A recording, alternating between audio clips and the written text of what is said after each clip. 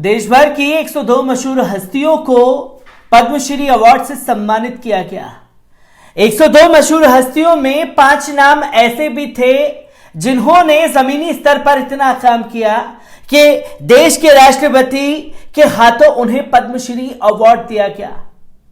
5 मुस्लिम नाम के सामने आने के बाद जो है कुछ लोग बुरी तरीके से बौखला गए और जो संघी मानसिकता से जुड़े हुए लोग थे वो पद्मश्री अवार्ड का ही बहिष्कार करने तक की बात करने लगे, क्योंकि 5 मुसलमानों को अवार्ड दिया गया था, जिसमें एक नाम सामने आता है भारतीय संगीतकार अदनान सामी का, तो दूसरा नाम आता है शरीफ चाचा। लवारिश लाशों के मसीहा कहे जाने वाले शरीफ चाचा को भी पद्मश्री अवार्ड से सम्मान दिया गया है। तो वहीं जम्मू कश्मीर के गुलाम रसूल का नाम भी सामने आता है।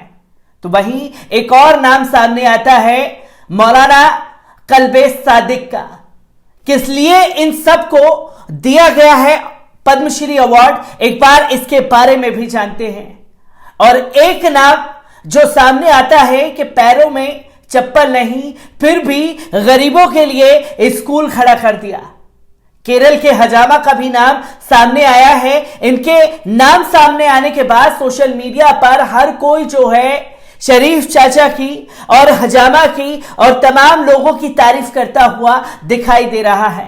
और फक्र है ऐसे मुसलमानों पर जिन्होंने देश का नाम रोशन किया। क्या कुछ इन्होंने किया है, एक बार इस पर भी नजर डालते हैं। और इन लोगों के बारे में बताने से पहले आप लोगों से एक छोटी सी अपील कि अगर ये वीडियो आप YouTube पर देख रहे हैं तो YouTube पर हमारे चैनल को सब्सक्राइब करना ना भूलिएगा।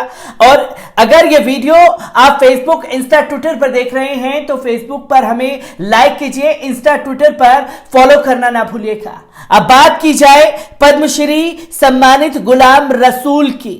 उन्होंने पद्मश्री पाने के बाद कहा कि अपनी नजाकत व मजबूती के लिए पूरी दुनिया में मशहूर कश्मीरी पश्मीना शॉल हस्तकला की पहचान बनाए रखना हर कारीगरों की जिम्मेदारी है, क्योंकि हस्तकला की बदौलत ही हम न केवल रोजी रोटी कमाते हैं बल्कि पूरी दुनिया में हमें अलग पहचान मिलती है। यह कहना है पद्मश्री पुरस्कार से सम्मानित गुलाम रसूल खान का।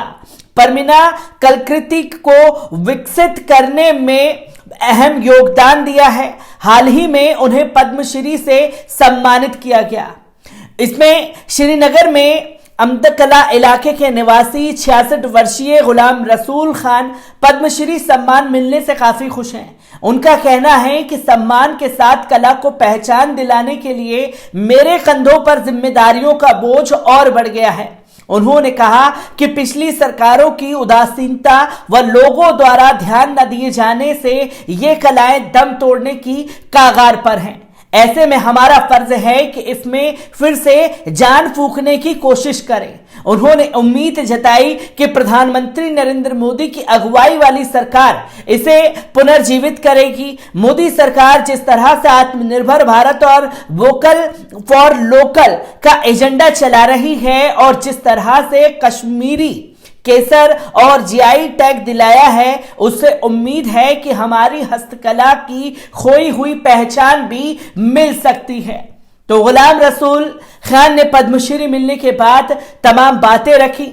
तो वहीं एक नाम सामने आता है शिया धर्मगुरु मौलाना कल्बे सादिक का। मौलाना कल्बे सादिक को भी पद्मश्री अवार्ड से सम्मानित किया गया है। All India Muslim personal law board के उपाध्यक्ष और वरिष्ठ शिया धर्मगुरु मरहूम मौलाना डॉक्टर कल्बे सादिक को पद्म भूषण से सम्मानित किया गया। सादगी पसंद डॉक्टर सादिक का पिछले वर्ष 24 नवंबर को 83 साल की उम्र में इंतकाल हो गया था।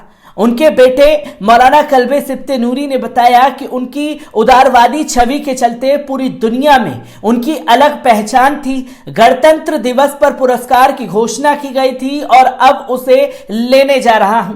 मुझे फक्र है कि मैं डॉक्टर सादिक का बेटा हूं। उन्होंने शिक्षा को बढ़ावा देने में अहम रोल अदा किया। लखनऊ में यूनिटी कॉलेज व एरा जैसी संस्थान खोलकर उन्होंने अपनी सोच को समाज के सामने पेश किया। 1982 में तौहीदुल मुस्लिमीन ट्रस्ट स्थापित कर यूनिट कॉलेज की नींव रखी। वे बहुत मेहनती थे, लगभग 14 से 16 घंटे काम करते थे। वे ऐसे आलिम थे जिन्होंने वे रास्ता अपनाया जिस पर आमतौर पर उलमा तवज्जो नहीं देते। उनकी शुरुआती तालीम मदरसा नजमिया में हुई। उसके बाद सुलातनुल मदरसा से डिग्री हासिल की, लखनऊ विश्वविद्यालय से बीए किया, फिर अलीगढ़ गए जहां से एमए और पीएचडी की उपाधि धारण की। उसके बाद उनकी सोच का दायरा और बढ़ गया। वे कहा करते थे कि मेरा जी चाहता है कि जोरदार के हाथों से सुई छीनकर कलम थमा दूं और मूंगफली बेचने वाले का बच्चा भी इंग्लिश मीडियम स्कूल में पढ़े। मौलाना कल्बे सादिक मुस्तकिल मिजाज उसूल पसंद थे। मजहबी होने के साथ साथ उनकी ये कोशिश रही कि हर हिंदुस्तानी पढ़े, तरक्की करे, चाहे वे जिस मजहब का हो। वे रमजान से पहले ईद के चांद का दिन की घोषणा कर देते थे, जो कभी गलत साबित नहीं हुआ। मुस्लिम ही नहीं, वे हिंदू, सिख व ईसाई समाज के मंच पर भी अक्सर नजर आते रहे हैं। मौलाना कल्बे सिब्ते नूरी ने बताया कि उनके साथ में रहने वाले बताते हैं कि मौलाना कल्बे सादिक ने अपनी शुरुआती शिक्षा में अंग्रेजी तो पढ़ते ही थे, लेकिन लाल बाग में एक पंडित जी के पास हिंदी पढ़ने जाया करते थे। उस जमाने में उर्दू का ज्यादा चलन था। उस वक्त किसी ने उनको टोका कि हिंदी की क्या जरूरत है, क्यों पढ़ने जाते हो। तब वे बुजुर्गों से छुपाकर हिंदी पढ़ने जाया करते थे। उन्हें जाकिरे फतेह ए फुरात का लफ्ज भी मिला था। वे बड़ी सरलता से बगैर चीखे अपनी बात कहते कि बात दिल में उतर जाए। वे आम लोगों के साथ ही हम लोगों से भी कोई ऐसी बात नहीं करते थे कि दिल को ठेस पहुंचे। तो मौलाना कल्बे सादिक साहब को भी पद्मश्री अवार्ड से सम्मानित किया गया है। तो वहीं एक नाम आता है पद्मश्री हरकेला हजाबा का। खुद पढ़ ना सके लेकिन फल बेचकर पहले मस्जिद में स्कूल खोला, फिर उसे बनाया आधुनिक स्कूल।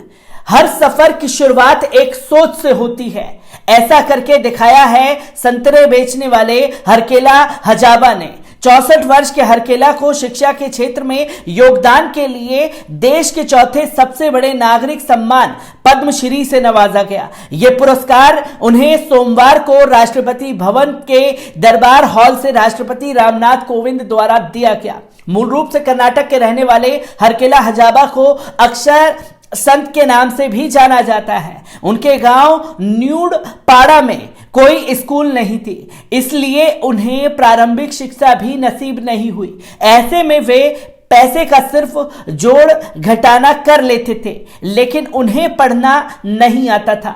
परिवार का खर्च चलाने के लिए वो संतरे की दुकान चलाते थे। हर दिन की तरह एक दिन दुकान पर संतरे बेच रहे थे। इस दौरान उनके पास कुछ विदेशी टूरिस्ट आए और उनके संतरे का भाव इंग्लिश में पूछने लगे, लेकिन पढ़ा लिखा नहीं होने के चलते वो दाम नहीं बता पाए। इस वाकये से उन्हें काफी शर्मिंदगी महसूस हुई। इस बारे में वे कई दिनों तक सोचते रहे कि जो फल में बरसों से बेचता आ रहा हूं, मैं उसका दाम तक नहीं बता पाया। बस यहीं से उनके दिमाग में स्कूल खोलने का आइडिया आया। उनके गांव न्यूटपाड़ा में कोई स्कूल नहीं था और गांव के सभी बच्चे स्कूल शिक्षा से महरूम हो रहे थे।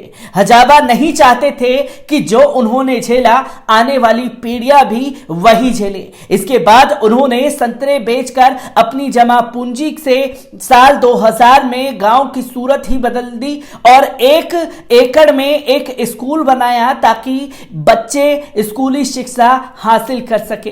हरकेला के स्कूल में अभी प्रारंभिक लेवल पर ही पढ़ाई होती है, लेकिन भविष्य में उनका अपने गांव में एक प्री यूनिवर्सिटी कॉलेज है। जल्द से जल्द गांव में एक प्री यूनिवर्सिटी कॉलेज खोल सकें, इसको लेकर वो लगातार तैयारियां कर रही हैं। जामिया स्कॉलर निसार सिद्दीकी ने सोशल मीडिया पर टिप्पणी करते हुए लिखा, पैर में चप्पल नहीं लेकिन हाथ में पद्मश्री हरकेला हजाबा के लिए यह सबसे बड़ा सम्मान है।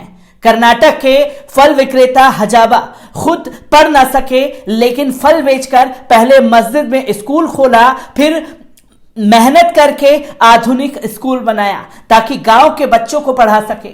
उनको पद्मश्री मिलना अंतिम पंक्ति में खड़े व्यक्ति का सम्मान है। यह तस्वीर सामने आई और सोशल मीडिया पर हर कोई हजाबा की तारीफ करता हुआ दिखाई दे रहा है।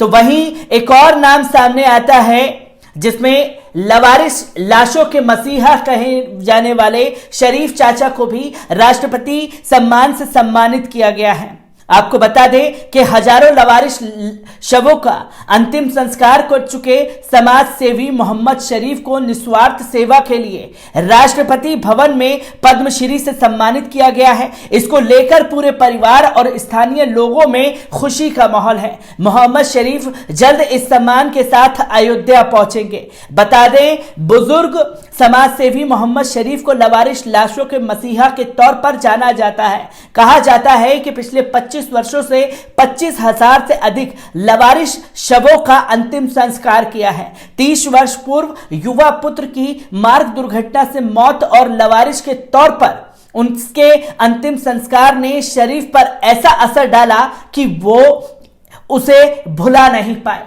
और फिर बन गए तमाम लवारिस लाशों के मसीहा। उनको उनके धर्म के मुताबिक ना के अंतिम संस्कार करते और अपने खर्चे से सारी चीजें करते थे। तो पद्मश्री अवार्ड जो है शरीफ चाचा को मिलना, हजामा को मिलना, गुलाम रसूल खान और मौलाना कल्बे सादिक को मिलना, ये कहीं ना कहीं भारतीय मुसलमानों के लिए भी एक फख्र की बात है। मैं ऐसी ही खबरों से आपको रूबरू कराता रहूंगा। दीजिए इजाजत, शुक्रिया।